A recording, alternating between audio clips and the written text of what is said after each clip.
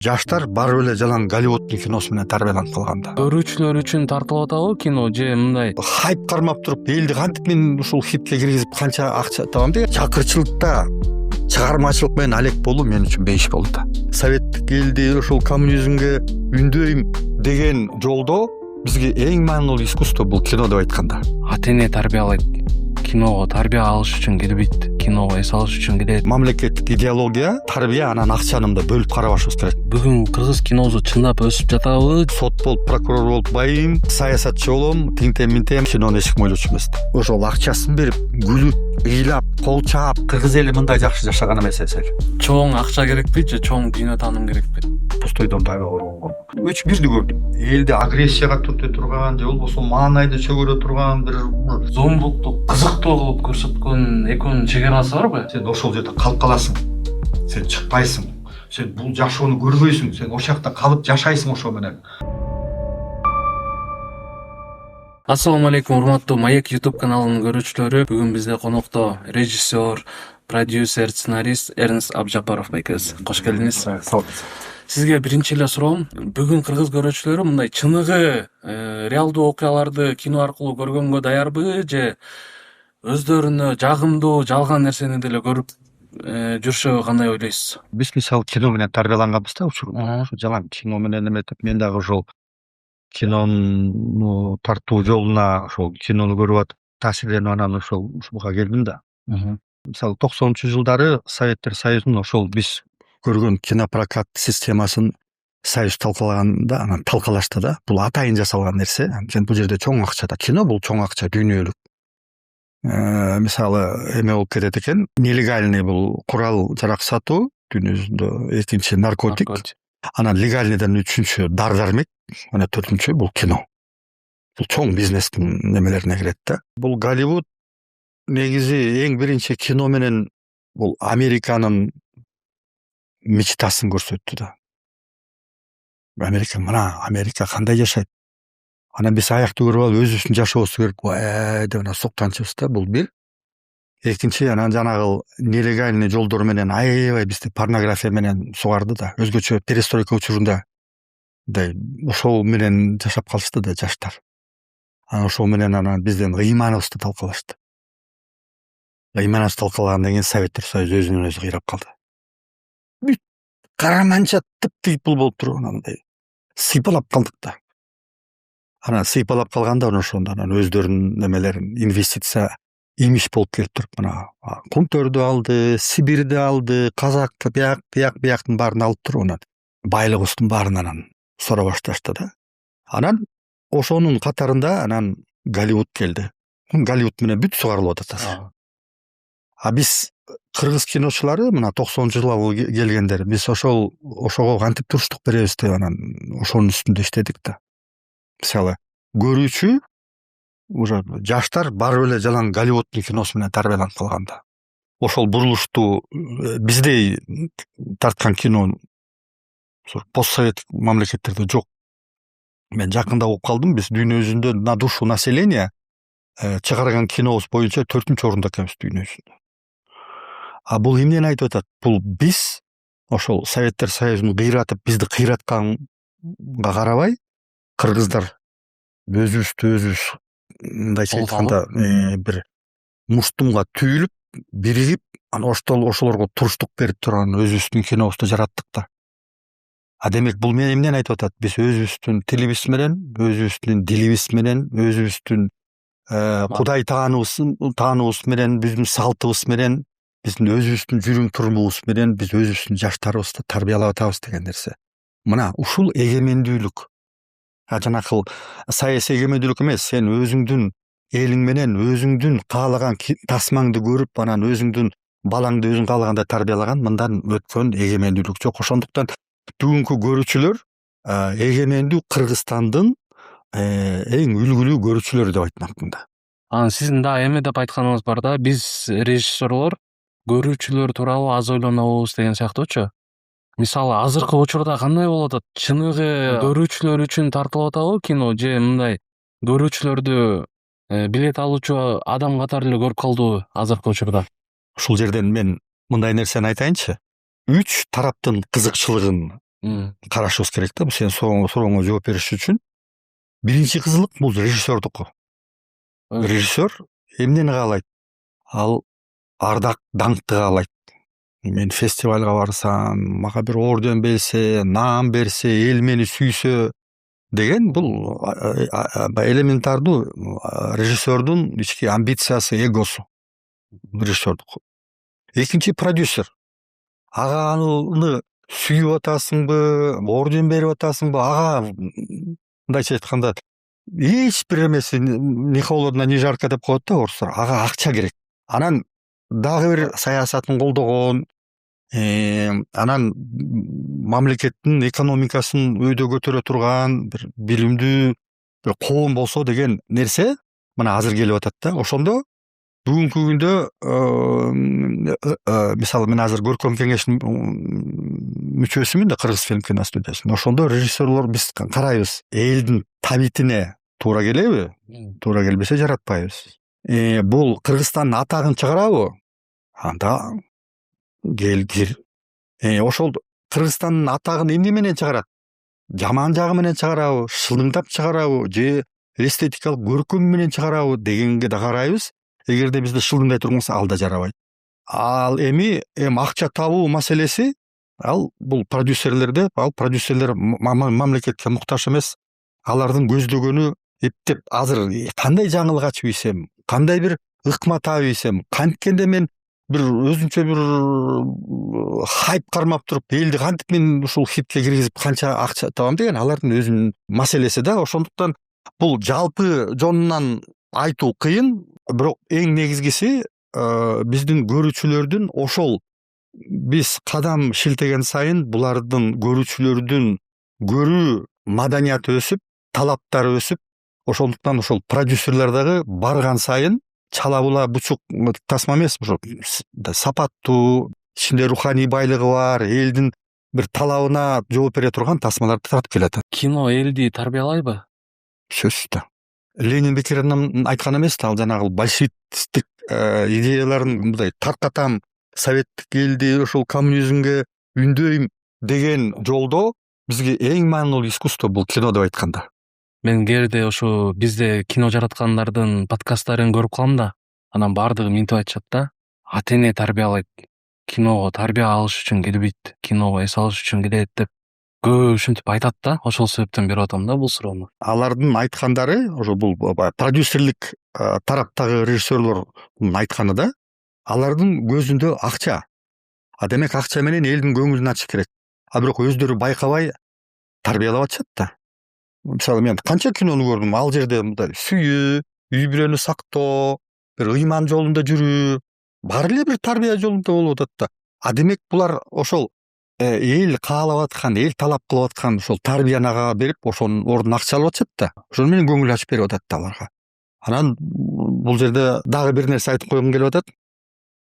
Биз негизи могул кинону карап атканда мындай ошол жанагы мамлекеттик идеология, тарбия анан акчаны мындай бөлүп карабашыбыз керек да. Бүт баары бир нукта болуш керек. Баарыбыз бир мамлекетибиз өссүн, элибиз ыймандуу болсун, анан искусствону жараткан адамдардын жашоосу татыктуу болсо экен деген карасак, менин оюмча бул жерден бөлүнүп жарылуу деле качети жок. Мисалы режиссер коомдун жарасын ачса, бул дарылоо болобу же ошол жараны кайрадан чукуп канатуу болобу? Маанайдан. Эгерде сен жарык маанайың менен, жарык пейилиң менен, жарык ниетиң менен кишинин ай сен могу жериңде жара экен, мен ушул жерде алып коеюнчу деп барып чукусаң ал кыйкырбайт, туруп берет.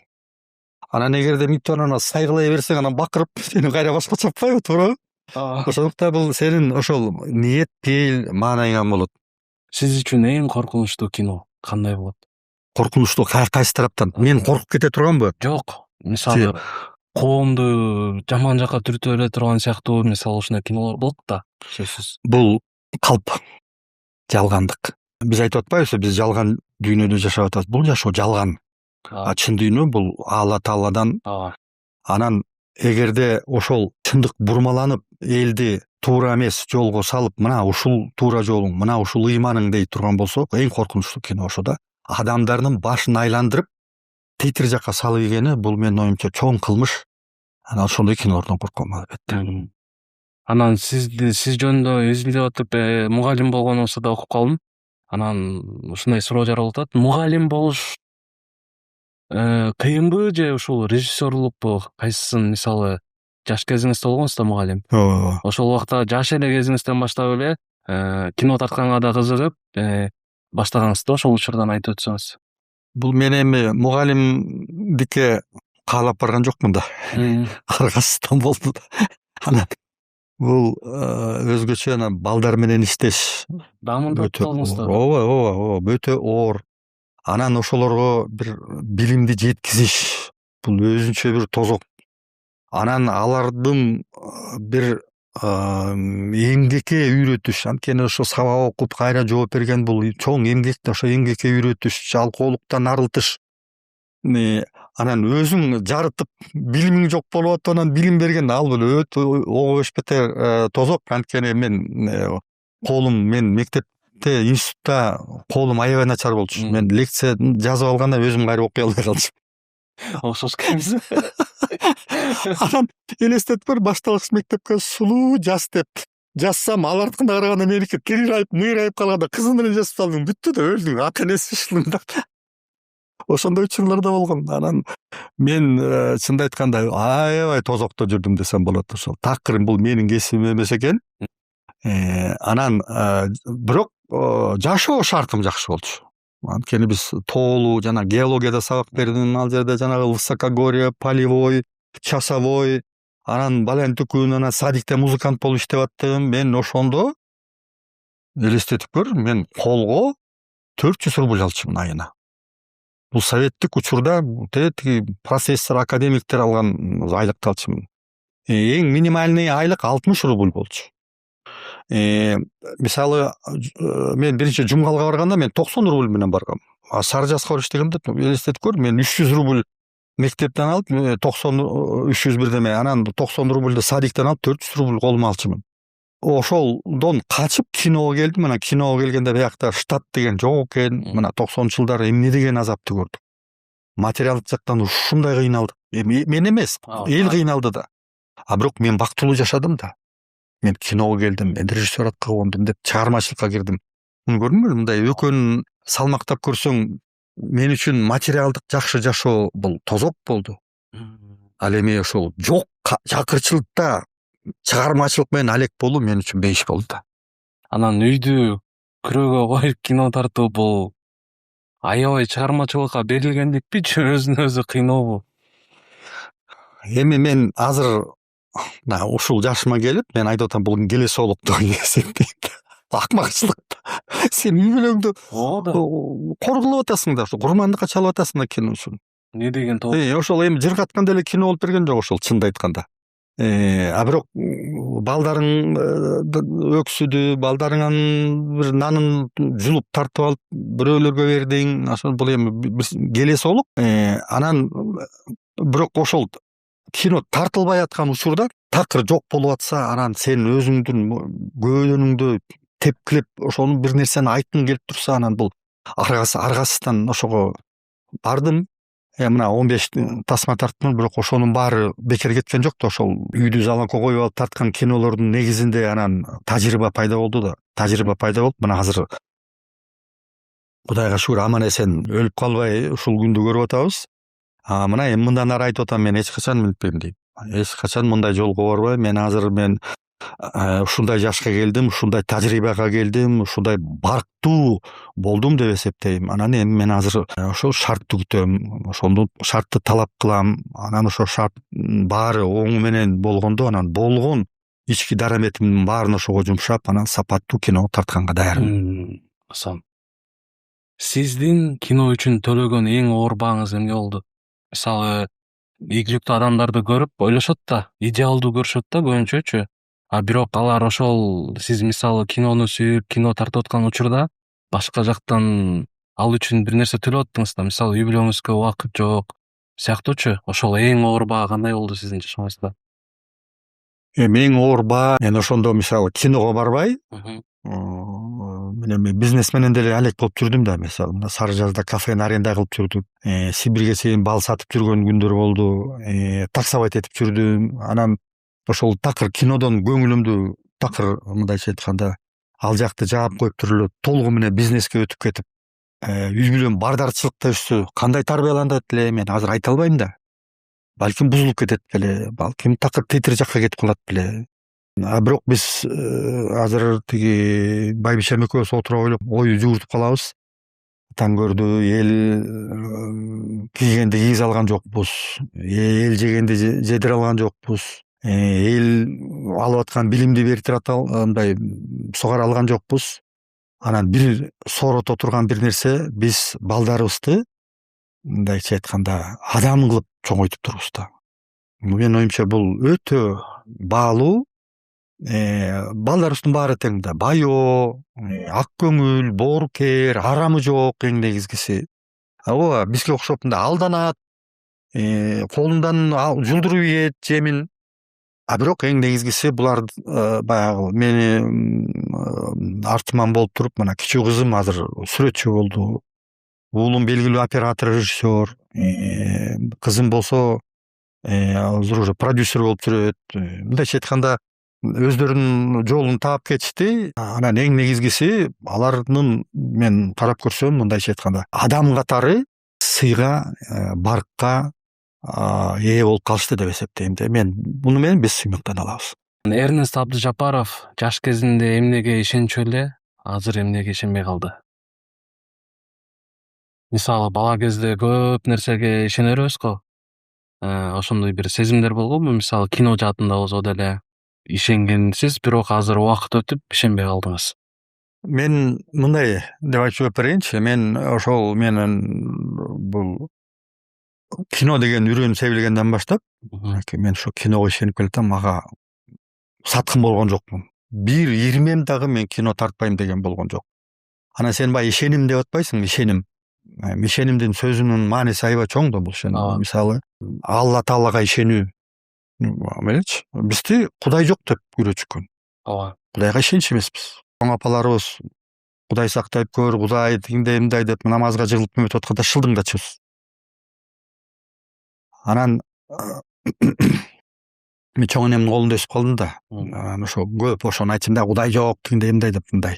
Окуу, канта айта көрбө деп анан аябай мындай туталанчы да, аябай туталанчы. Анан 88-жылы бияка келдик. Мен ошо кинону акыры багынтам, мен киного сөзсүз түрдө кирем деп анан бияка келип квартирада жашап калдык. Квартирада бул шаар ичинде эмес, Жал деген айылдын үстүндө Сарбан деген кичинекей айыл бар. Ал жакта больница деген жок, телефон деген жок, такси деген жок. Анан биз баягы айылдын ичине жаңы эле киргенде мындай 4 тарабы килейген дарбаза, элдин да машинелери жок. Анан ошондой эметкенде анан түн ичинде уктап атсам, анан байбичем ыйлап ойготту мени. Улуу кызыбыз температурасы 40 болуп атат, түшпөй атат жанатан бери деп. Түнкү саат 3. Анан туруп алып карасам, ок менен жалын онтоп атат. Анан айла жок, эмне кыласың? Үйдө дары деген жок. Азыркыдай скорыйга чала албайсың. Айлам кетип, ошо өчүп баратат, кызың өчүп баратат. Анан ошондо анан чөгөлөп туруп анан чоң апамдын арбагына кайрылдым. Чоң апа, небереңиздин өмүрүн алып калдыңыз, мына биринчи небереңиз өмүрүн алып калса, ошо өнөр алса мен Кудайга ишенем деди. Анан ошентип айта бердим да, ошентип айта бердим, анан 5 мүнөттүн ичинде эле температура түшүп уктап калды. Анан ошондо Кудай бар дедим. Мына ошо 80-жылдан баштап мен мындай толук билем да. Ал жараткан бар, жараткан алдында баарыбыз тең ошонун алдында жашайбыз. Анан ошол жол менен келатам десем болот да.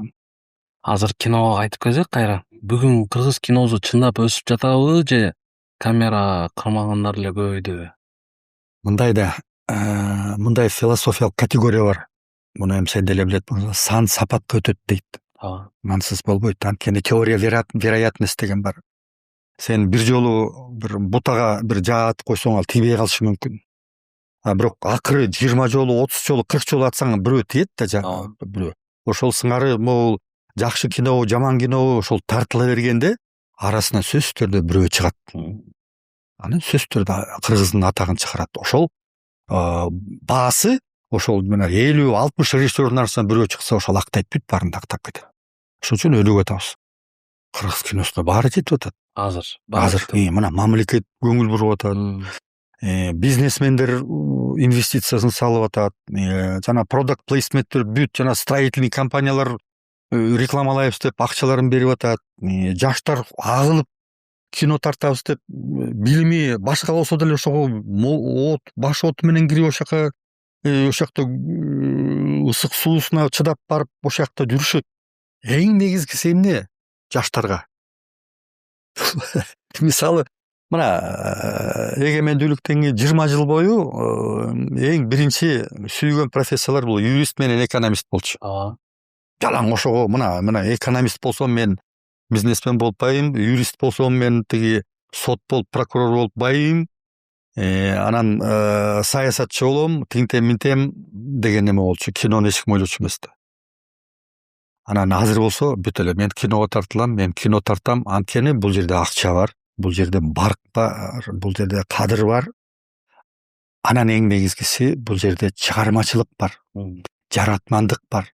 Адам өзүнүн ички тулку мүнөзү менен кошо элге ички дүйнөсүн көргөзүп, ошол менен алака түзүп атат да. Искусство бул эң негизгиси алака да. Көрүүчүлөр барып ошол тарткан кишилердин ага жиберген илеби менен ага ошол акчасын берип, күлүп, ыйлап, кол чаап, ошентип туруп анан деңгээли өсүп атат да коомубуздун. Бул эми бул керемет да. Жакшыбы кинобу, жаман кинобу, элдин табитин кээ бирөө бузуп атабы, бузган жокпу, бул баягы эмелер жанагы эмне деп коет, издержки. А негизи түп тамыры болсо бул жерден кыргыздын өзөгү өсүп чыгып атат да. Бутуна туруп, мына Бейшенен таманда. Мына азыр кинопоиск орустар суктанып атат.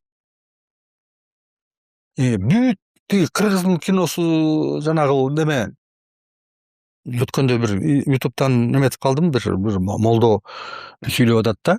Меккеге барып зыярат кылып турсак дейт, тиги дагестандыктар келип калды дейт. Анан биздин калпактар кыргыздар деп анан бир айылдан экен, анан айтып калды дейт. Силердин кинону көргөндөн биздин айылдарды бүт балдар ата энелери Меккеге жиберди дейт. Анан эми мунун баары эми элестетип көр, бул канчалык чоң таасир. Бул ошентип мына биздин Кыргызстандын жүзү биринчиден. А мунун артында дагы биздин маданиятыбыз бар, биздин салтыбыз бар, биздин манасыбыз бар. Ошонун баарынан таркап жүрүп отуруп, анан акыры тилибиз бар да. Биздин тилде сүйлөй башташат. Акыры, туурабы? Бул чоң саясат болуп атпайбы? Эң сонун анда ушуга отурбай да суроо берейин да. Мисалы Руслан байке, Руслан акын Казакстанга барып ушинтип айтты да. Биз могу Орто Азия, Өзбекстан, Казакстан, Кыргызстан ушулар кино рынок деп коет экен го, базарын бириктирсек жакшы болот деп.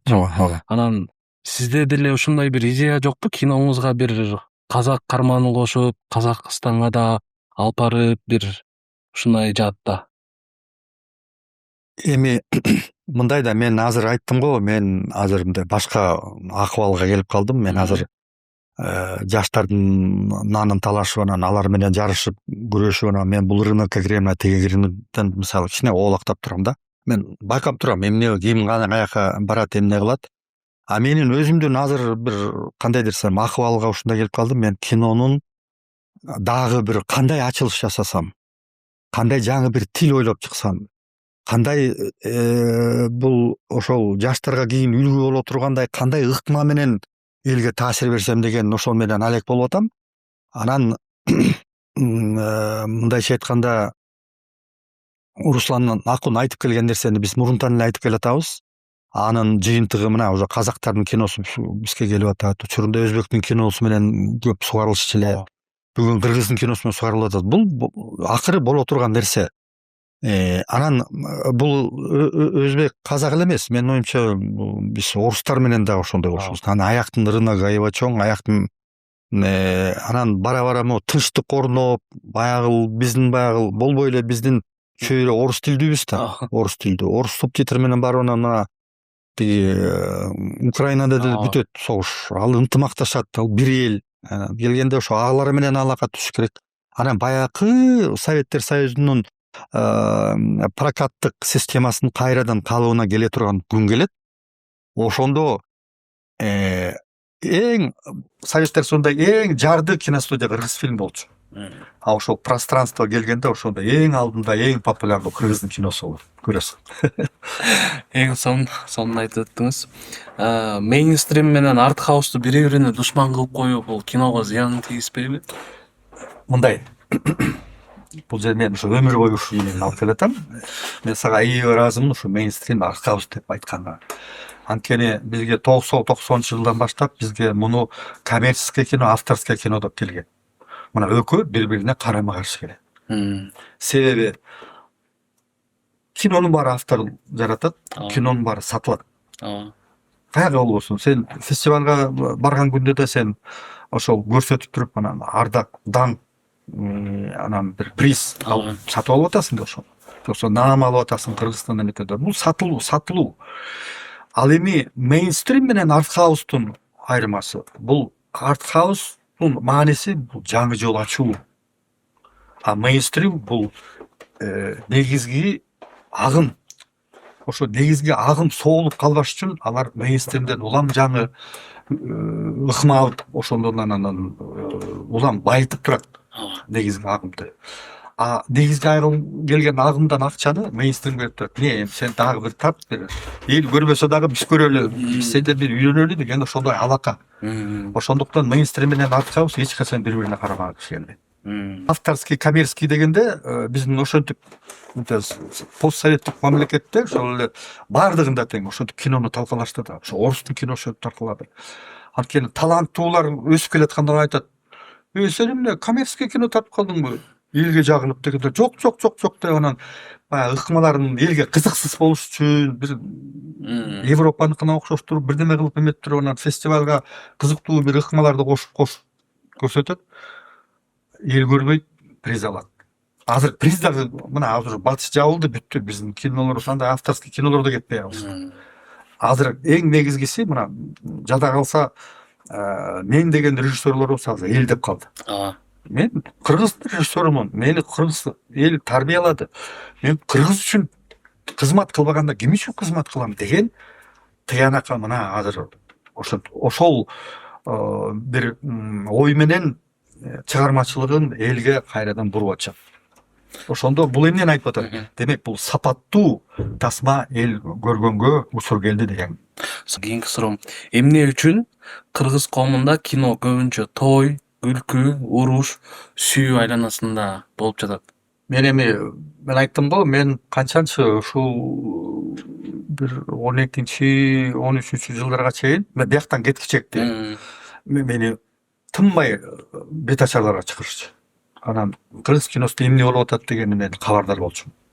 Анан мына Баканбаевка кетип калдым 14-жыл. Ошондон баштап чакырышат, бара албайм. Анан чакырбай да калышты. Кээде көрүп калбасам, өзүм да отуруп алып кино деле көрбөйм. Анан сен айтып аткан нерселер кыясы биздин жашоону чагылдырып атышат. Эми кечке эле тойду көрсөтө бергенде болбойт да, тоюн ичинде демек бир окуяларды көрсөтөт. Бул бир чети, экинчи чети коомдун маанайы өскөн сайын ал ошо өзүнүн маанай жарашына кинону көргүсү келет. Это заказ деп коет. Социальный заказ да, продюсерлер ойнонуп, бүгүн эмнеге кызык болуп атат? Кайсы кино өтүп атат? Мисалы, учурунда жалаң комедия болуп кетти деп нааразы болуп атсак, азыр бүт эле фильм ужасов болуп атат, криминал болуп атат. Акандай драмалар кетти. Анысы кандай элдин заказын аткарып атат. Демек биздин жашообуз демек эмес. Мен мынтип айтат элем да, кыргыз эли мындай жакшы жашаган эмес эсел. Демек ошо жакшы жашоону көрсөтөт. Жакшы, рахмат. Кыргызстанда чоң кино жаратыш үчүн чоң акча керекпи же чоң дүйнө тааным керекпи? Же экөөдөн керекпи? Жок, мындай негизинен кино тартуу бул акча. Бул биринчиден акча. Бул акча эмне себептен? Анткени бардык баягы тамак жасап атканда тузсуз тамак жасабайсың. Ошо тузу болуш керек, калампири болуш керек, картошка эти шорпосу болуш керек дегендей да. Анан ошол толук кандуу тасма болуш үчүн албетте чоң акча керек. Анан эгерде жөн эле мен чыгармачылык менен алек болом десем, мына телефон турат, YouTube турат, Instagram турат, TikTok турат. Чыгармачылык мына эмне деген блогерлер чыкты. Эмне деген, мисалы, мен немени аябай жакшы көрөм. Жанагы Сигма, Арген. Арген. Дүйнө жүзүндө номер 1 блогер. Кыргыз. Ооба. Ар бир 1 мүнөттүк, 2 мүнөттүк бул кинода. Эчтеке коротпойт, акчасы коротпойт. Сүйлөйт дагы деңизкеде. Эң бай киши азыр. Ошол жалаң эле ошол жанагы кичинекей эпизоддор өтүп мына кино тартам десең, мына тартып кинода бул. Бирок эгерде мисалы кандай десем, жомок тартам десең, же болбосо бир Тарыхтан тартам десең. тарыхты тартам десең, азыр сынган кылычты кеп кылып атышат. Анын үчүн эмне деген акча керек? Бул башка нерсе. Эл эмне дейт деген сөз кыргыз коомунда мыйзамдан күчтүүбү? Биринчиден мындай, бизде мыйзам иштейт. Мамлекеттин мыйзамы кандай десем, эң негизгиси бул ыймандар. Сенин өзүңдүн абийириң, өзүңдүн уятың, ошол бир нерсе. Анан сен тиги мыйзамдан коркуп жиң келип атса мушташпай кое албайсың да. Сен бирөө чабийсе сөз чабасың да, хулигандыкка барасың да, туурабы? Анан состояние аффекта деген бар. Мисалы, состояние аффекта сен өзүңдү коргойм деп бирөөнү өлтүрүп салышы мүмкүн. Сен андай мыйзамды ойлобойсуң да. Анан ошол сыңары эл эмне дейт эмес, мисалы өзүңдүн токтоолугуң, өзүңдүн сабырдуулугуң, өзүңдүн абийирдүүлүгүң сени мындай туура эмес ишке эч качан алып барбайт да. Сен азыр мыйзам үчүн, мыйзамдан коркуп же милициядан коркуп аны жасабай койбойсуң да, сен өзүңдөн коркосуң. Биринчиден, өзүңдөн эмнени коркосуң? Сен ушинтип тарбиялангансың. Тарбиялангандан кийин демек ал жерде ата энең айтат, андай кылба, мындай кылба, эл жаман көрөт. Мен эмне дейт, мен уят кылба деген неме бар да, анан кой атамды уят кылбайын, апамды уят кылбайын. Акыры өзүм уят болбойн, анан эл эмне дейт, мен өзүмдүн ички тартибим, анан аягында анан мыйзам кетет. Сонун жооп бересиз. Ошо кийинки суроомдо ушундай болчу да. Уят деген нерсе адамды тарбиялай алабы деген. Сөз тарбиялайт, а? Кыздын тагдыры тууралуу сөз болгондо биз салтты көп сүйлөйбүз, бирок кыздын чыныгы үнүн угууга даярбызбы биз азыр? Үнүн угууга? Мисалы, кыздар жөнүндө болгондо салттан көбүрөөк сүйлөйбүз да. Кызды 40 үйдөн тыюу деген сыяктуучу кыргыздын сөздөрү бар го. Салттары бар кыздарга тиешелүү. Бирок чыныгы кыргыздын кыздын үнүн угууга даярбызбы азыр? Мен ушул суроону кичине оңдоп койсом болобу кичине? Кыз деген эмне деген суроого жооп берсек, мен оюмча сен үнүң жообуңду болот да. Анткени анын кыздын үнү кичинекей мындай куушураак болуп атат да. Ал эми кыз деген эмне кыргыз үчүн? Кыздын кырк чачы улуу дейт. Тайын тартат дейт. Сен эркек балаң болсо, анын баары кыз тараптан кетет. Сен кайсы жактан кыз алган атасың? Энесин карап кызын ал дейт. Же болбосо жатынынан деп коет. Баатыр болсо ал анан дагы мындай бул жаман нерсе, бул эмеден калып калган да, Манас атабыздан калып калган. Жакыптын образы өтө терс каарман да. Анан Жакыптын Абыке менен Көбөш дагы терс каарман дагы да. Анан ошондо айтылып калган деп ойлойм, билбейм. Ошол тайын тартат, ит атасын тартат деген кыргызда айтылып калган да. Ошондо Абыке менен Көбөшкө айтылган да, ит атасын тартып калган деп. Бунун баары эмнени айтып атат? Бунун баары кыздын падышачылык тактысын баалап берип атат да. Себеби кыз чийден тышкары деп да коет. Сен кызды тарбиялаганда, сен аны өзүң үчүн тарбиялабайсың. Сен аны ошол жанагы энеси жанагы сайма жасаганды, шырдак жасаганды, оймоту жасаганды, кийимин себин даярдашып, ошентип төшөгүнкү дууркан эметип туруп, кол өнөрчүлүккө даярдап, эстетикалык Анан тиги көлөкөгө бакканбыз деп деген кошок бар го. Көлөкөгө бакканбыз деген ошол жанагы бети туурулуп кетпесин, көп эмгек жасабасын, колу кесилип кетпесин, турмушка чыкканда бир татынакай болуп барсын деп ошондон айтылат да. Анан тамашалап кээде айтып калышат, ой биз деле күн көрсөтпөйбүз деген. Анан тияка барганда ошол кызмат кылыш керек. Себеби ал кимге кызмат кылып атат? Кайнатасына, кайненесинеби? Жок. Ал өзүнүн келечектеги байлыгын топтоп атат. Ээси болуп калат ошол журттун ээси болот. Ошол бүт кайнатасы менен кайненесинин байлыгынын ээси ошол киши болуп калат. Эринин ар бир ери жүргөн турган баягы оокат, соокат ошонун баарына да башкарып калат. Себеби Кыргызда эпчи жак, эр жак деп бөлүнөт. Эркек эч качан эпчи жакка илишпейт, тийишпейт, кеңеш да айтпайт. Кимди канча чакырасың, кошумчаны каяка бересиң, сетти кандай даярдайсың деп, ал эркектин жумушу эмес. Эркек мына бул жерде эптеп уктадыбы? Бул жерде курал жарак, эр токумдарын алып алыптыбы? Эшикке таң атпай кетти, бүттү, жылкыларды айдап келет. Жанагы коргойт, малын карайт, үйүнүн кам көрөт, бирөө душман келсе барып курман болот. Бул аны билдет. Калган бияктагы болгон ички жанагы очок, көрөк, так, байлык, мал сал, бүт боз үй, сөз үй жасалгалары менен бүт баары аял кишинин колунда болуп атпайбы? Демек сен ошонун ээси болгучакты сен ошону татыктуу бол да ошого. Көрдүңбү? Ошондо кыз турмушка чыкканга чейин өтөлөнүп калат. Анан өзү келиндүү болгонго чейин анан кызмат кылат. Келиндүү болгондо мына эми колум узартты деп 3-4 эркекте болсо 3-4 келин баягы ары бери жумшаган ошондо төргө отуруп калат да. Бул чоң философия да. Анан биз ошону түшүнбөй эле бүгүнкү күндө мужское насилие, анан моңдай аялдарга укук бербейт, аялдардын тиги эркиндигин жок кылып атат деген бул батыштан келген өздөрү бизге ошол шарт түзүп берип коюп, анан эркек кайда бараарын билбей, же идишак жүрүүнү билбей, же каяктан оокат кылаарын билбей, анан ошондон үйдүн ичинде экөө тытышып атпайбы? Кичинекей бир комнатанын ичине кирип алып, мына жаштарды карасаң бүт эле квартирада, бир комнатный квартирада 4-5 балдарын багып отурушат. Анан ошонун баары таасир этпей койбойт да. Себеби азыр бир дагы аял үйдө отурбайт азыр. Эмгек кылып жүрүшөт. Мен дагы эркектей болуп кызмат кылам деп. Эркек кызмат кылып жүрөт. Балдары садикте, мектепте.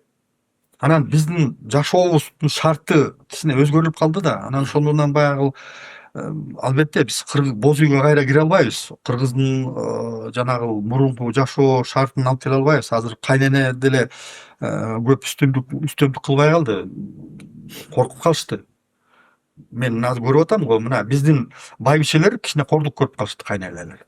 Азыркы келиндер андай эмес да. Эркектер деле уже андай мурункудай эркек болбой калды. Аялдардын сөзү өтүмдүү болбой калды да, караманча. Тең тайлашуу эле болуп калышты.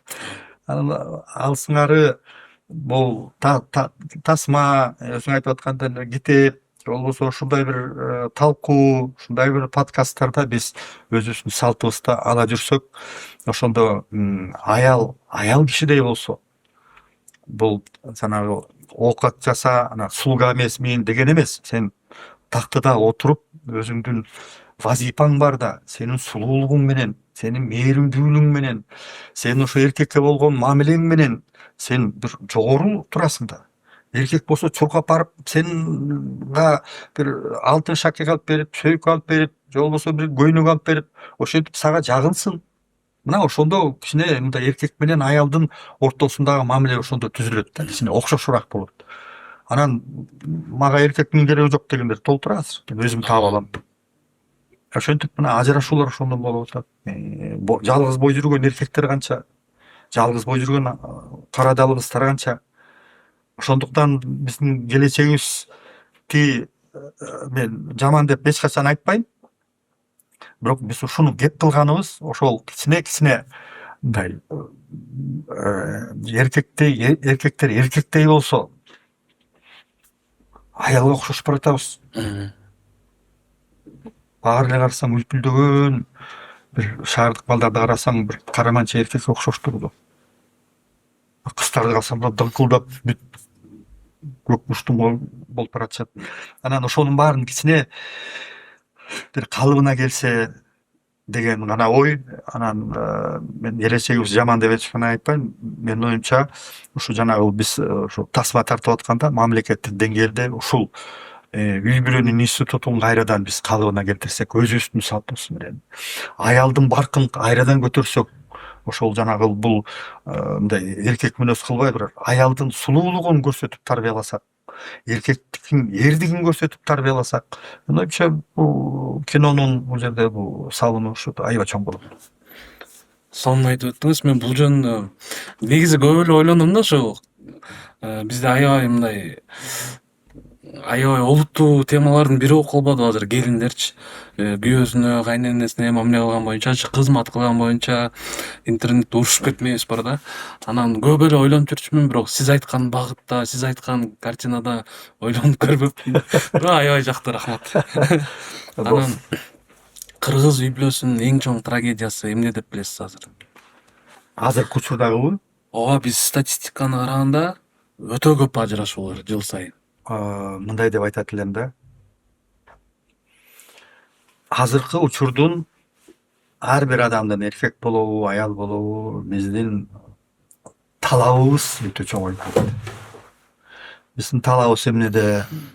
Биз көбүнчө бир кандайдыр бир материалдык дүйнөнүн сан жагына көбүрөөк көңүл буруп, ал эми ички дүнүйөбүздүн руханий байлыгынын бийиктигине такыр көңүл бурбай калдык да.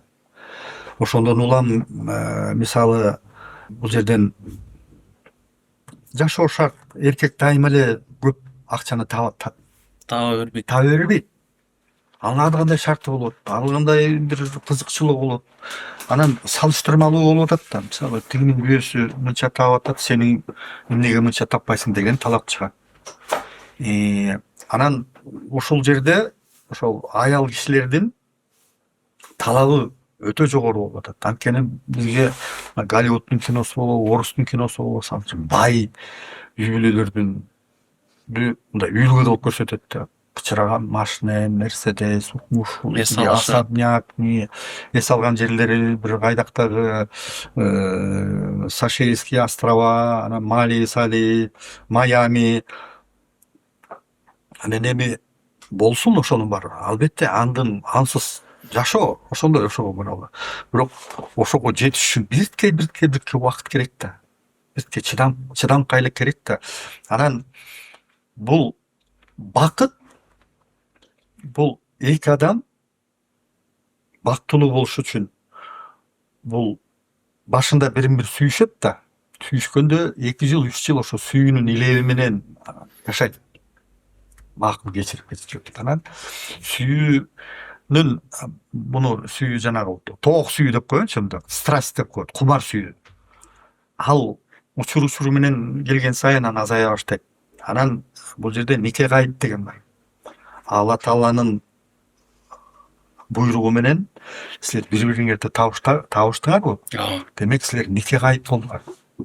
Демек ошону көтөрө билиш керек. Ошону чыдай билиш керек. Ошону аягына чейин, ошол жолдун өкөңөр кетип бараткан жолдун аягы керемет. Туу чокусу баягы өзгөчө. Мына мен өзүм айта алам да, мына байбичем экөөбүз 41 жыл болду чогуу жашаганыбыз. Мына эми рахатын эми көрүп атабыз жашоону. Буга чейин ар кандай болду. Ийбишак болгондон кийин кагышат экен, өйдө ылдый болот, ар кандай болот. Бирок эми мына балдарыбызды көрүп, неберелерибизди жыттап, ошолорго кызмат кылып, алардын сыйын көрүп өткөн бул ошого жетиш үчүн эмне деген тозоктон өтпөйсүң. Демек ошого чыдаш керек. Баш коштуңбу? Эми ошол мени азыр сындашат жанагы эмансипированный аялдар, эмнеге чыдашың керек?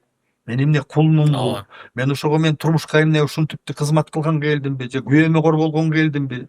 Же кайнатамдын кайненегин тиги байпактарын жууп өтөмбү деген чыгышы мүмкүн. Сөзсүз чыгат. бул эми замандын талабы. Мен силерге жооп бере албайм. Макул, анда ажырашып кеткиле, башка күйөө таапкыла, өзгөчө жашагыла деп айтам. Бирок мен өзүмдүн жашоо тажрыйбама карата айтып атам. Бакыттын баасы болот. Аны сатып алыш керек. Ал өзүнөн өзү эле келе калбайт. Демек ошого эмгек кылыш керек. Эмгектин ичинде эмне бар? Чыдамкайлык деген бар. Анан баары эле беш колдун баары тең эмес. Ар кандай болот. Кээ бир эркектер бар, ичет, кээ бирөө сабайт, кээ бирөө андайдан кечикет. Туура эмес болуп калган, кечикип калбайт. Биз өзү бир кичинекей жерден эле какыша кетип эле биротоло ажырап кеткенде болбойт. Айтат го, тиги тарынсаң таласка кет деп. Сен таластык болуп тарынба, бирок мунун бир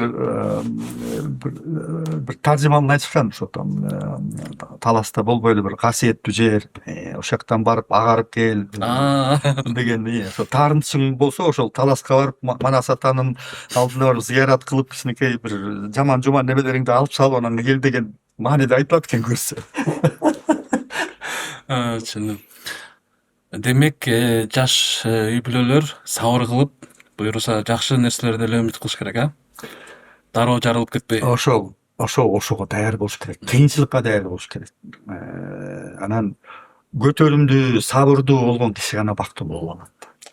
Сабырдын түбү сарабытына. Жакында эле Өч 2 кино тасмасы прокаттан алынды.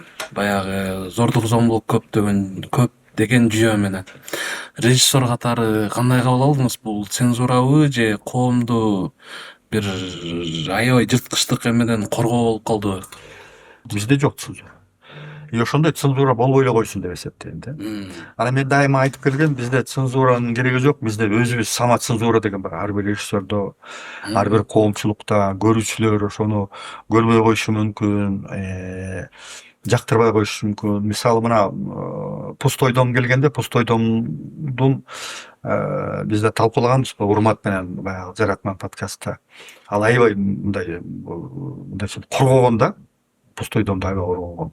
Анан сен ошол жанагы ачык эротический сценаны айтып атасызбы? Жок, мен аны айткан жокмун дедим.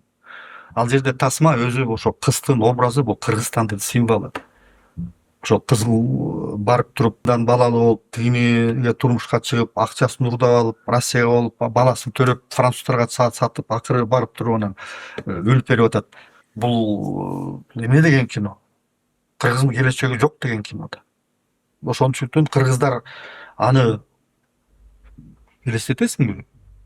Ошол премьерада өзү болгон жок, өзү тиякта жанагы фуршетти даярдап, кыргыз киночулардын баарын неметип анан күтүп туруптур, өзү кирген жок. Анан биз өткөндө кино бүттү да. Жыйын жырт. Анан элдер унчукпай сүйлөбөй анан чыгып кетишти да. Анан баягы фуршетке чыгылган менин коллегаларым баары кетип калышты. Анан бери болсом дасторкон жайып алып, ошо группасы бар экен, бир анча 4-5 тууганы бар экен. Анан киночулар мен жалгыз бардым. Анан куттуктадым. Анан бирок айттым, кино жагынан, кесипкөйлүк жактан мен сага айтсам бул шедевр дедим. Бирок дагы бир айтаттан койсо, кыргыз эли бул кинону кабыл албайт деди. Эмнеге дедим? Биздин кыргыздар деди, намысынан кредит алып той берип аткан кыргыз сенин киноңду эч качан кабыл албайт. Анткени сен кыргыздын намысына тийип койдуң. Ой деп моюн бербей койду. Анан мына башталды интернет талап. Анан ошондон кийин таарынды, кыргыз элине таарынды ошондон бери келе элек. Анан мен Нурбекти жакшы билем, аябай таланттуу. Бүгүндө Россияда номер 1 режиссерлордун бири. Сериалдардын жанагы приздердин биринин артынан бирин ээлеп атат да. Ал ошол тасма тартылганы бул мындай тыштан акча берилип, ошолордун таасири менен болуп калды. Бул жанагы фестивалга арнайын деп. Бирок чын жүрөктөн кыргыз элине келип көрсөттү, бирок ошондой реакция болгондон кийин мындай элге таарынып келбей жүрөт деп койсом болот да. Эми бул сөздөн мен жана айтып атпаймынбы, цензура бул кыргыз эл кабыл албайт. Анан Өч 2-ни мен көргөн жокмун, айта албайм канчалык деңгээлде биздин элге ошону тартууланышы туура беле, туура эмес беле деп. Бирок мен Өч 1-ди көрдүм. Анан аябай жогорку баа бердим. Ал жерде мындай бир элди агрессияга түртө турган же болбосо маанайды чөгөрө турган бир эч нерсени көргөн жокмун. Ооба, өлтүрүп атат, зордуктап атат, бирок ошонун баары эстетикалык кинонун эстетикалык ыкмасы менен берген. Ал жерде уялып эмес, мындай үйүп бышып ошого кейип кепшип көрөсүң да. Анан баягы ошол зордук кылгандан кийин анан келинин өч алып атканда моокумун канат да, мындайча айтканда. Анан операторский тартылган, актерский ансамбль собственно. Анан мен ошол кызды дагы өзгөчө белгилеп кетким келип атат да. Мындай аткарыш, мындай ошондой бир өзөктүү кыз болуш керек да. Ушунчалык таасир менен берген. Ошондуктан мен өчө экини такыр айта албайт экенмин, балким. Бирок мен айтып кетчү нерсе. Мен ошол кинонун бир 3-4 кадрын көргөндө эле уже түшүнүктүү болуп калат. Трейлерин көргөндөн кийин эле айткан мындай. Элди басынта турган энергетикасы бар экен деп. Мындай маанайы пас адам ал жерден чыдай албайт аны көргөнгө. Ушунчалык мындай басымдуулук, элди мындай басмырлай турган энергетикасы бар экен деп койгом ичимен. Мен ага барбайм дегем. Анан жабылгандан кийин ойлодум, кыясы ошондой себеби бар болсо керек деп калдым. Зомбулукту жөн эле көрсөтүү менен зомбулукту кызыктуу кылып көрсөткөн экөөнүн чек арасы барбы? Кызыктуу көрсөтүү эмес, мындай эстетикалык деп оңдоп коеюнчу. Мен анткени кызыктуу көрсөткөндө элдер зомбулукка кетип калышы мүмкүн. Ой, сону турбайлы депчи. Ал эми зомбулукту адамды мындайча айтканда, мен бир кино көргөм. Мектепте окуп жүргөндө. Жанагы италиялык атын унутуп атам. Ошондо бир журналист өкмөткө каршы статья жазып ийип, анан аны болсо бир шылтоо менен анан түрмөгө киргизип, анан түрмөнүн жашоосун көргөзөт да. Өзүндү кыйнабайт. Жөн эле ошол жанагы жанындагы эмелерди сабаганын, өлтүргөнүн, эмелердин баарын көрсөтүп. Ал болсо бир кылмышты ачам деп жүргөн да. Анан баягы ошону көрсөтүп чыккандан кийин анан баягылар келет да, ошол жанагы жертва. Сиз ачам дебедиңиз, эмнени ачам дедим. Жок, өткөндө убада бермес, ушуну жазам. Мен билбейм дейм. Кетип калат. Анткени ошол жанагы зомбулукту ушундай көрсөткөн, анан сен ошону зомбулуктан чыгып кеткендей болосуң да. Ошондо зомбулукту көрүп, өзүң ушунчалык эметилген да. Мен ошондойду көрүп алып, жанагы эшикке чыкканда жашагың келет. Көрсө башка жашоо турбай деген. Мына бунун таасири башка да. Таасири башка. Ошол зомбулукту көрсөтүп, анан зомбулук эместе жыргайсың да, мен ошолдон мына чыгып кеттим, ошол аны менен кошо түрмөдөн чыккандай болосуң да. Бул бир нерсе. Анан кээ бир зомбулук бар, көрсөткөндө сен ошол жерде калып каласың. Сен чыкпайсың. Сен бул жашоону көрбөйсүң. Сен ошол жакта калып жашайсың ошо менен. Бул албетте менин оюмча бул мындай туура маселе деп коеюнчу. Сөз менен. Кинодо көрүүчү кылмышкерди терс карман катары кабыл алыш керек да, мисалычы.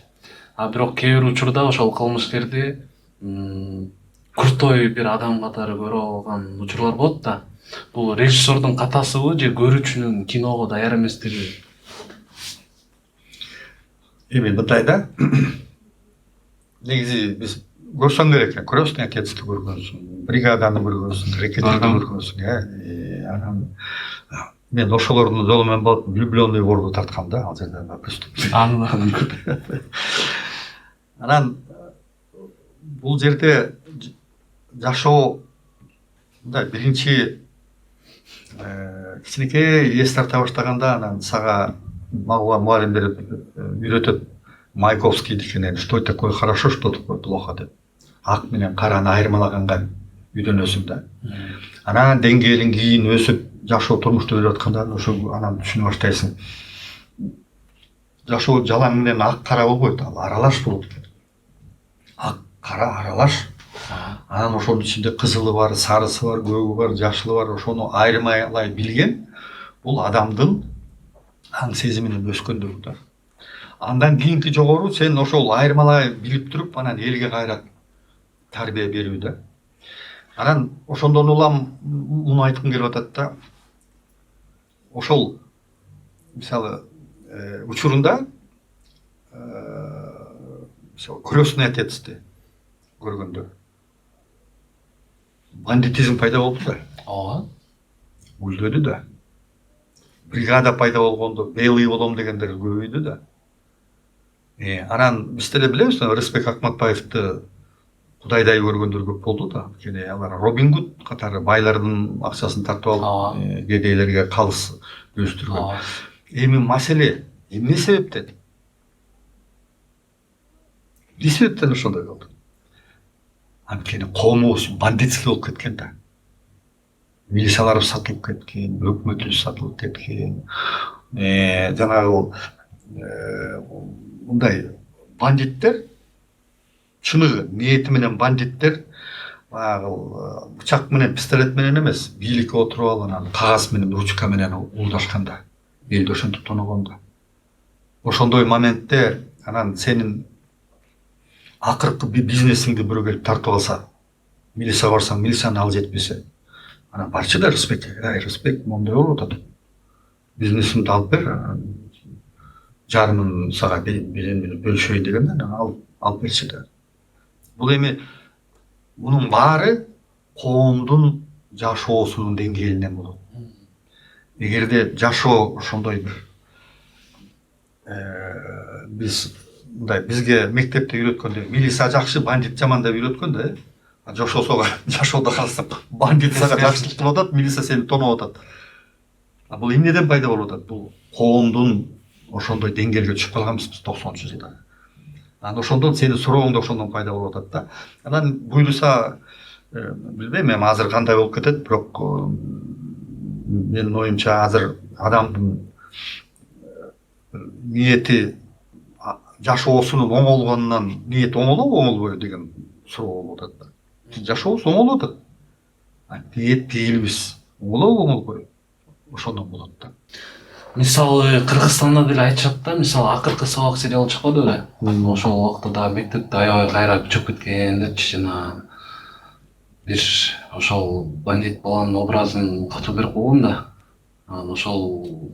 Ошого ким жоопкерчилик алыш керек дейм да, көрүүчүлөрбү же режиссербу? Мага ошол кызык болуп атат да. Жок, эми эгерде жашоону жашоодой көрсөтсө, бул эми ошону көрүп атып, көрүүчүлөр өзүлөрү талдаш керек го. Кайсы туура, кайсы эмес, өзүнө ылайыктап. Эгерде режиссер болгондой көрсөтсө, анан эгерде тарбиялуу маани көрсөткүсү келсе, анда ошол жанагы кылмышкерди аягында жазалап коюш керек да. Жазалабой ал гүлдөп кетсе, бул анда режиссердун жоопкерчилиги, демек ошого үгүттөө, мына силер да бандит болсоңор жакшы болосуңар деген, бул эми курал да. Идеологиялык курал, ошондуктан албетте режиссер жооптуу эгерде ал туура эмес багыт берсе. Режиссер жооптуу эмес эгерде ал чындыкты көрсөтсө. Анда уже көрүүчүлөр өздөрү жооп берет. Кыргыз коомунда зомбулук тууралуу кино тартуу керек болсо, аны кантип тартуу керек? Түз көрсөтүппү же кесепетин эле көрсөтүппү? Мисалы зордук, зомбулук аябай күчөп кетип, бизде азыр социалдык тармакта өнүктү, бардыгы эле чыгып атпайбы интернеткечи? Ошолор жөнүндө кино да тартып жиберишип атат. Ошону түз эле көрсөтүш керекпи же бир кыйыр мааниде көрсөтүш керекпи кинодо дагы? Мен бир Инстаграмдан бир келин, айылдык келин экен, ошол мынтип сүйлөп атат. Анда эжбай одоно сүйлөп атат, катындар дейт. Эмне зомбулук, аялдын эркектер сабап атат, тинтип. Эгерде ошондой зомбулук болсо, мен ошону сүйлөмөк белем. Силер эмне бирөөнүн күйөөсү аялын сабап койсо, аны бүт ааламга чачыратып көбөйтүп атасыңар. Силер өзүңөрдүн жумушуңарды өзүңөргө жооп бербейсиңер. Анан зомбулук болбой койбойт. Адамдын пенделиги болгондо зомбулук болбой койбойт. Анан бул дагы зомбулук бул батыштан атайын келаткан дагы программа деген бар. Бул ошону социалдык тармактарга ушул зомбулукту көргөзүп, пайызы кичинекей болсо дагы пайызын көп кылып көбүртүп ошо эл ошол оозуна алып анан ошол жанагы мыйзамдарды эркекке каршы мыйзамдарды чыгаруу деген дагы бар экен ошондой. Мен жакында видеодон көрүп дагы таң калып калдым да. Бул турецкий конвенция деп коет экен. Ошондо ошого кол койгондор ошол мыйзамды сөзсүз түрдө кабыл алыш керек экен. Ошол кабыл алгандан кийин аял киши арыз жазып ийсе күйөөсүн соттой келет экен. Дегени мен эми бул имиш угуп атам. Мен аны кеп кылайын деген жерим жок. Мен болгону гана биздин коомду ошол жанагы бул интернет аркылуу, жанагы соц тармактар аркылуу бизди башка жака жетелеген күчтөр өтө күчтүү, өтө чоң. Анан ошон үчүн мен айтып атам го, мына биздин кыргыздын киносу өсүп атканы биздин өзүбүздүн салтыбыз менен, өзүбүздүн менталитетибиз менен өзүбүздү тарбиялатып атканбыз ошол жака чоң сокку, чоң туруштук. Анан бул жерден эгерде сомбулук көрсөтүлө турган болсо, бул кандайдыр бир үгүт катары эмес, аны мына Кыргызстанда ушундай зомбулук болуп атат эмес, ал бир кыйыта жанагы болуп аткан окуяга керектүү ыкма катары гана көрсөтүш керек. Анан эми ошо зомбулукка бүт элдин концентрациясын кылып, анан ошону көбүртүп жалпы элге жайылтканда бул терс таасир берет деп эсептейм да. Анан ар бир жанагы сурооңо уланды, ар бир режиссер албетте бул элдин алдында жооптуу. Анан ошондуктан тартып аткан тасмасы, көрсөтүп аткан зомбулук болобу, зордук болобу, киши өлтүрүү болобу, эмне болобу, ал бир эстетикалык ыкма менен бир жардамчы гана көрсөтүп бериш керек да. Ал кинонун баарын ошого жумшап салбаш керек. Мен жанагы өчтү эмнеге айтып атам? Өч бул өтө жогорку эстетикалык деңгээлде тартылган. Андан кийин мисалы чыныгы бир зомбулук көргөн келин болсо, анын тазаланат ал. Ошо менен өч алып алат. Ал эмес мына мен деле жыргап ошол келиндин ордунда ошо ой рас кылды деп отурдум да. Бул эми эстетикалык рахат алуу да, мен баягы өлтүрсүн, тинтсин деген жокмун. Анткени ал ошол өлтүрүү дагы, ошол зордук өзү дагы башкача көрсөтүлгөн да, мындай ыплас эмес. Бир кандайдыр бир көркөмдүк, актерлук, өзгөчө бир кесипкөйлүк менен көрсөтүлгөн. Ал жерде мындай бир терс таасир албайсың да. А бирок бир тарбиялык маани аласың.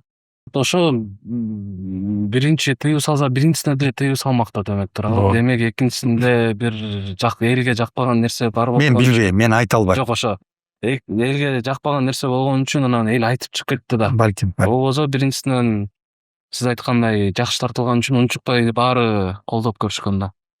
Кыргыз киносунда бир ушундай бир тема барбы? Тийбеш керек, тартпаш керек деген. Эми болбош керек деп эсептейм. Жок. Жок, андай жок да. Ал бир көрсөтүш керек деген теманы дагы бир ыплас кылып көрсөтүп койсо, ал болбогон нерсе да. Теманы көрсөтө бериш керек. Теманын баары айтылыш керек. Бул биз жашап аткандан кийин ал ошол теманын тегерегинде кеп куруп, ошону көрсөтүп, анан биз руханий өсүүдөн жаңы деңгээлге чыгышыбыз керек. Ошол темаларды айтып жүрүп отур.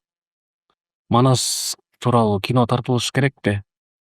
Садык Шерниязовдун айтканы эсиме келип атат да. Эмнеге кара сөз менен китептер жазылып атат? Эмнеге Манастын уулу Семетей, Айкөл Манас деген пьесалар коюлуп атат? Эмнеге ораториялар тартылып атат? Эмнеге опера коюлуп атат? А эмне кино бул бир ушунчалык бир жаман нерсеби? Кино тартканда эмне Манастын бир жерине бир шек келип калабы деген суроо берди эле. Ошондуктан менин оюмча Манастын варианттары толтура да. А кино бул манасчылыктын түздөн түз мураскери да. Мисалы чыныгы чоң манасчы боз үйгө отуруп алып анан Манасты айтып атканда баягы илебинен анан өзү менен кошо эл транска кирчи да. Транска киргенден кийин анан ошол ал көрүп аткан нерсени элдин баары көрчү кинону. Анан Манастын текстин карасаң, общий план, крупный план, средний план, деталь кино менен окуя болуп жүрүп отурат да, окуя. Ал жерде ой жүгүртүү деген жок да, ал жерде кыймыл аракет менен. Бул киного жазылган сценарий деп койсо болот да. Анан ал сыңары эмнеге биз ошол окуяны алып туруп элди транска киргизе албайбыз? Эмнеге ошону окуяны бере албайбыз? Чоң жоопкерчилик дейм да. Жоопкерчилик ал башка нерсе. Сен сурап атасың, болобу болбойбу деп. Мындай эркки жетеби дейм да режиссерге. Аны Манас атабыз чечет. Анан учур келгенде айтат, 3 жашында Үмөткө Манас айттырбадыбы? Ошондой кылганда анан бир эмеген түшүнө кирет. Режиссердун айтат, сен башта дегенде аны ойгонуп алып айтат, мага Манас ата туш келди, мен тартайын деп анан киришет. Себеби анын алдында уже актер төрөлүп өсүп калган болот, сценаристтер ошого даяр болуп калат, акчасы беленделип калат, режиссер конор эметкенден кийин анан ошентип анан тапып берет өз Манас. Биз Манас ата менен сыймыктанабыз кыргыз эличи. Бирок кандай ойлойсуз, ошого татыктуу жашап жатабызбы? Эми мындай. Эрдиги бар, эси жок деп Манас жөнүндө дагы ошондой бир кеп айтылганда, анан Манас атабызды идеалдуу болгон эмес, анда кемчилиги болгон. Аны дагы ошол Каныкей Алмамбетов айтат, чоң казатка барбай эле кой десе болбой кетип калган да.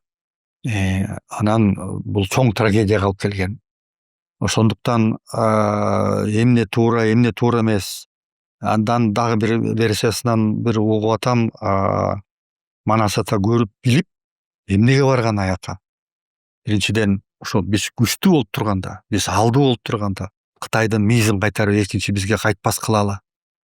Анан биз ошол жерге курман болгондо биздин ушунча баатырлар, ушунча касиеттүү эме менен ошо кыргызыбызды коргойлу, кийин кыргызыбыз жандансын деп, анан ошондон анан тиги Манасчылар кепке келтирип аны ушунгө чейин сакталып келатабыз да.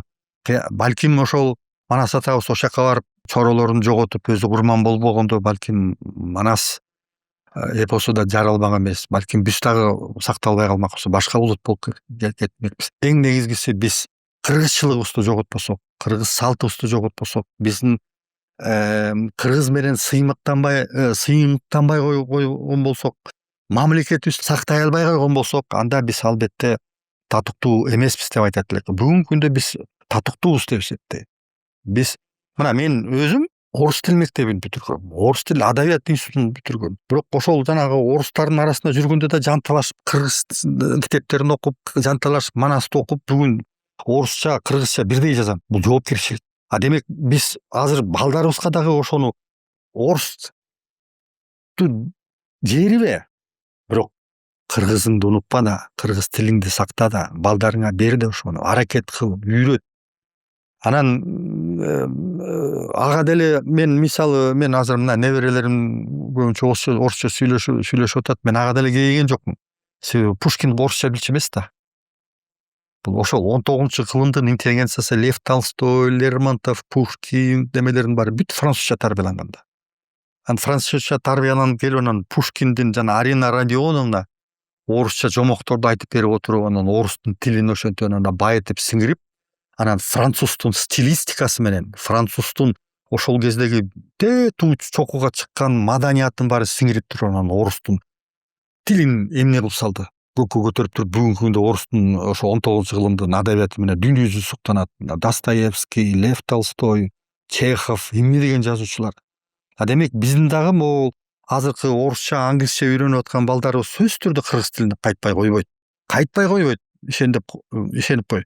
Бирок булар дагы жанагы интернет аркылуу, жанагы орустун тилин, чет мамлекеттин дүйнө жүзүнүн маданиятын үстүнө сиңирип, анан кыргыз тилин жогорку дагы бир деңгээлге чыгарып, кыргыздын маданиятын дагы бир тепкичке чыгара турган күн сөзсүз түрдө келет да.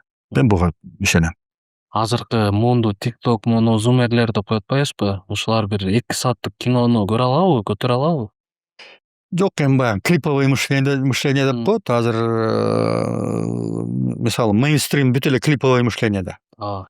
Жада калса Бейшенин таманда бул ошол жана голливуддук система менен тартылган да, жанагы узак кадрлар жок, улам окуя улам өзгөрүп турат. Бу дагы ошол ыкма менен тартылган да. Бүгүнкү азыркы жаштар, азыркы муун ошондой кинолорду ал кеп 2 саат, же болбосо 1 саатта эмес, же болбосо 5 мүнөттө эмес. Кеп мындай кинонун табитине сүңгүү да. Мисалы, ой жүгүртүүнүн сүңгүүсү бул башка, Ал эми кино көрсөтүү тилдин ыкмасынын сүңгүүсү ал башка. Кинонун табитине сүңгөндө ал жерде өзүнүн кинонун тили болот. Мисалы Дарижан Амирбаев деген казактын режиссеру бар, ал өзүнүн пири Робер Брессон деген бар. Ал Робер Брессон ошол музыканы да тааныбайт, анан курч баягы окуяларды да тааныбайт. Ал үчүн жашоо кандай болсо ошондой болуш керек деп туруп анан ошол ыкма менен тартат. Анан жөнөкөй киши андайды көрө албайт. Муну бир жогорку деңгээлде кинонун табитин түшүнгөн гана рахаттанып көрбөсө, аны мындай жөнөкөй киши көрө албайт да. Ошондуктан менин оюмча бизде ошондой да кино болуш керек. Анткени кинонун тилин биз жоготпошубуз керек. Аны жанагы мен башында айтып кеткендей мейнстримге дагы ошол бир ыкмаларды берип турганга бир өзөк керек сөзсүз түрдө. Ал эми 1 мүнөттүк, 2 мүнөттүк жанагы эмелерди, блокторду тартып аткан балдар эгерде ошол ыргак менен тартылган болсо, сонун эле көрө берет 1 сааттык, 2 сааттык кинолорду. Сиз азыр жөн гана элестетип көрөлү, 25 жашта болсоңуз кандай багытта кинону тактмак элеңиз азыркы учурда? Бүгүн 25ке чыгып калсамбы? Азыр 25 болсоңуз ушул заманда. Кызык суроо экен. Бул суроого мен жооп бере албай атам эмне себептен? Анткени мен азыр 25ке азыр чыгып калсам, мен акылым кандай болот эле? Ушул боюнча калып эле? Ой, анда мен ушул боюнча эле калмакмын. Болгону гана мен эмнени аракет кылмакмын. Мисалы, мен азыр рынокко жанагы эл көрө турган ыкма менен анан фестивалга кете турган ыкмаларды сиңиштирмекмин. Жуулуштурмакмын. Анткени мындай тажрыйбамда болду да, мисалы Айыл өкмөтү эмне деген фестивалдар болгон жок, кайсы жерге гана сатылган жок. Ошол учурда эл ушунгө чейин көрүп атат. Боз салкын ошондой болуп атат. Мисалы тарыхый Саякбай, Сагынбайлар негизи кыргыздын салты менен тартылган, бирок фестивалга да кетти да. Обычно биографиялык кинолор кетпейт да. А мен бүгүнкү күндө ошол жаңы ыкма менен, жаңы уже мен дагы мынтип жооп берейинчи. Мен алдыда дагы бар 25. Мен ошондой тартабыз буюрса дагы. Сиз бир фильмиңиз барбы ушундай эл туура эмес түшүнүп алды, окшойт деген киноңуз барбы? Жок, эл туура эмес түшүнүп алды деген жок, эл түшүнбөй калды деген кинолор бар. Жактырбай койду деген кино бар, эл көрбөй койду дегендер бар. Атап өтсөңүз. Мисалы Көкөк шахра деген тасма бул Россиядан тартылмак. Бул биринчи мигранттар жөнүндө тартылмак. Мигранттардын немеси толугу менен өзүмдүн каражатым менен тартылды. Анан акча таппай койдум. Жанагы диаспораларга кайрылдым. Канча могу биртке эле акча керек. Эптеп эле ошол жерден биздин камерабыз бар. Бизди ошол жерге жашап, ары бери ташып, ошо Россиянын айылдарына, анан Москваларга бизди эле багып бергилечи десем дагы ошону ого деп болбой койду. Анан аргасынан аны орустун айылы кылып анан Кыргызстанга эле тартып койгум. Фотоаппарат менен жүдөп, какап, акча жок. Акчаны каяктан баарын карызга төлөдүк, бирок биртке тыйынды. Тияка бияка чыкканга бир чайга реклама кылдык, анан Гүлнурга бир клип тартып бердим, ошонун акчасына тартылды. Анан жупунуу болуп калды, эл деле көргөн жок. Ансагандай мына Кекеч ошентип тартылды. Ошондой эле биз шашып ушуп, бул Сезбек экөөбүз менен мына 5000 сомдо ошентип жупунуу болуп калды десем болот да. Мындай арманда болгон кинолорумду айтып атам да. Бирок ошол эле учурда мисалы такси телефон канча бүт баарын эсептегенде $3000 курду. Апарзан тартылды да. Бирок бүгүнкүгө чейин баягы элдер өлгөндө айтат, бул сонун кино болуптур деп. Фестивалдарга да кыдырып, чоң фестивалдарга барып келди. Бир призге ээ болду. Россиянын киновед кинокритиктеринин Белый слон деген сыйлыкка ээ болду. Анан ошондуктан караманча жактырбай кинолордун арасында албетте Самат Эркинбеков экөөбүздүн Здравствуй, папаны тартты. Аны дагы баягы идея Саматтык болду, жана 1-1ден таасирленип тартыптыр. Анан мен болгон аракет күчүмдүн баарын жумшадым. Анан баягы музыкасына, шумдарына келгенде продюсерлер кийлигише баштады. Муну киргизесиң, анан муну киргизесиң деп. звукорежиссердун башы айланып, мен оңдоп кетсем, тегилер келип тескерисин оңдоп кетет. Ошентип анан чала бучук болуп түшүп калды. Бирок аны мен өзүм жаман кино деп эсептебейм. Просто элге жакпай койду. Элдер кабыл албай койду. Самат ошол менен таарынып кетти. Мага чоң үмүтү бар болчу. Мен экөөбүз жана до плюс фадай бир укмуштуу неме жаратабыз деп ойлоду. Анан мен айла жок, эмне кылам анан. Болбой калса болбой калды да. Эгер өзүңүз тууралуу кино тартылса, аталышы кандай болмок экен? Бир аз ойлонуп жооп берсеңиз. Муну ошол жана урмат так сен айткан суроону берген. Берди. Так сен айткан суроо. Мен айткам, ушул суроого жооп бербей эле койчу деген да. Неге? Жок, мен оюмдун баары бул жашоодо да, элде, жашоодо, үй бүлөмдө, немеде. А мен өзүмө азыр жакында быйыл 85 жылдык болот да. Ошо 85 жылдыкка Султан Субалиев деген мектепти бүтүргөн жакшы бир киновед келди. Анан ал башында кыргыз киносун такыр таануучу эмес, азыр уже сүңгүп киргенден кийин анан силерден эстелик алып калыш керек экен. Анткени мына Темир Бекназаров, Актан Нарынкулов, мен анан Марат Сарылуу ошону бир өзөк болуп берип турбуз да, 90-жылдары кыргыз кинонун мындай баштап берген. Марат өзөтүп кетти. Анан ошол Марат өзөтүп кеткенден кой, эми силер аман турганда мен алып алайын деп, анан аудициядан суроо жооп катары ар бир тасмабызды көргөзүп, анан ошол 2 сааттан суроо жооп кылып туруп анан китеп чыгарган экен. Ошол жерде мисалы мен өзүм жөнүндө айтып бердим, тасмаларым жөнүндө айтып бердим, башыман өткөргөн нерселерди айтып бердим киного тиешелүү. Анан ошол китеп чыкса, китеп кандай аталса, ошол жерден ошол боюнча элдерде кино тартса болот. Кыргыз коомунун эң чоң оорусу эмнеде? Жакырчылыктабы, коркуудабы, билимсиздиктеби же экижүздүүлүктөбү? Караңгылыкта. Билимсиздер деп коет. Билим караманча жок. Жалаң интернет менен сугарып калганбыз. Жалаң ушак менен өсүп келатабыз. Интернетте эмне гана жок. Туурасы да бар, туура эмеси да бар. Мондай аят бар Куранда. Биз силерге темир бердик дейт. Темирдин жакшы жагы да бар, жаман жагы да бар. Ал каяк жагына пайдаланасыздар өзүңөрдөн дейт. Мына ошол жагынан биз мына бизге берген ошол эле интернетти, ошол эле соц тармакты, ошол эле телевиденияны, ошол эле телефонду ким каяка пайдаланады, ошого жараша да. Анан мисалы телефонду алып, эгерде сен блогер болуп, өзүңдүн турмушуңду айтып, бир жаратмандык менен бир нерсени жаратып алсаң, бул туура пайдалануу. Анан эртеден кечке чейин ошону тиктеп отура берсең, бул эми сенин пастап атканың да. Азыр сизге кыска суроолор берсем, кино көзгү же куралбы? Курал. Элби же фестивальбы?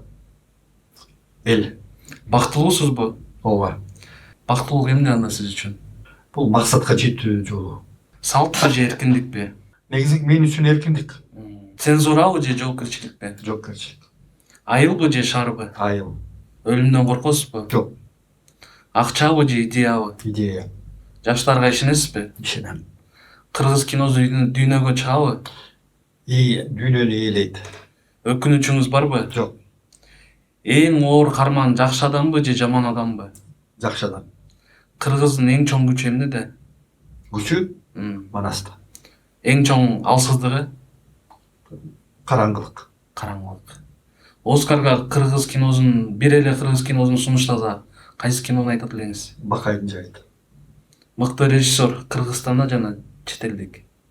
Бул эми мындай болуп атат да, мен бирөөнү айтсам, калгандары жок, бир көзүң өпсөм, экинчи болот дегенде. Жок, негизи көп да, бирок бирөөсүн айтсаңыз. Биринчи чет элдиктен баштасак болот. Тарковский албетте.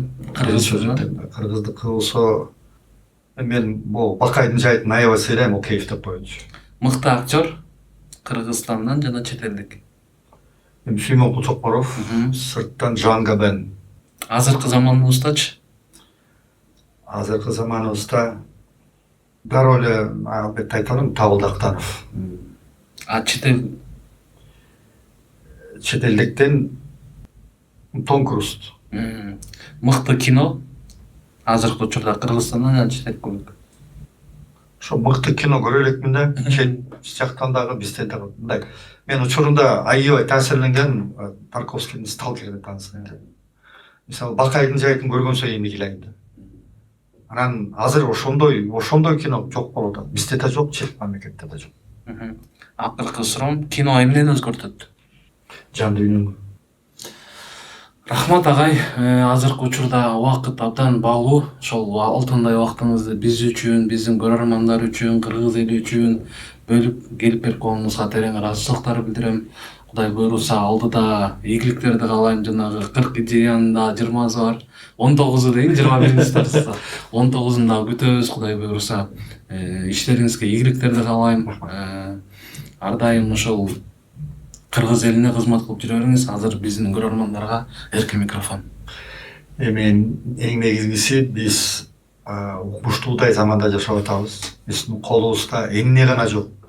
Каалаган нерсе ала алабыз, каалаган нерсеге жете алабыз. Бирок бизге бир нерсе жетишпей атат. Жоопкерчилик балдарыбыздын алдында, келечегибиздин алдында, элибиздин алдында, мамлекетибиздин алдында. Ошого татыктуу болуш үчүн биз билимдүү болушубуз керек. Биз бардык жактан өзүбүздү кыйнасак дагы, өзүбүздү бир сабасак дагы биз ошо балдарыбызга туура билим берели, туура тарбия берели. Анан эң негизгиси баарыбыз тең ошо чыгармачылык жолдо жакшы маанай менен, жакшы ниет менен, жакшы пейил менен келечектеги жаркыраган, гүлдөгөн, дүйнө жүзүнө үлгү боло турган мамлекетте ошону куралы. Чоң рахмат. Эң сонун агай, айтканыңыз келсин. Дагы бир жолу рахмат.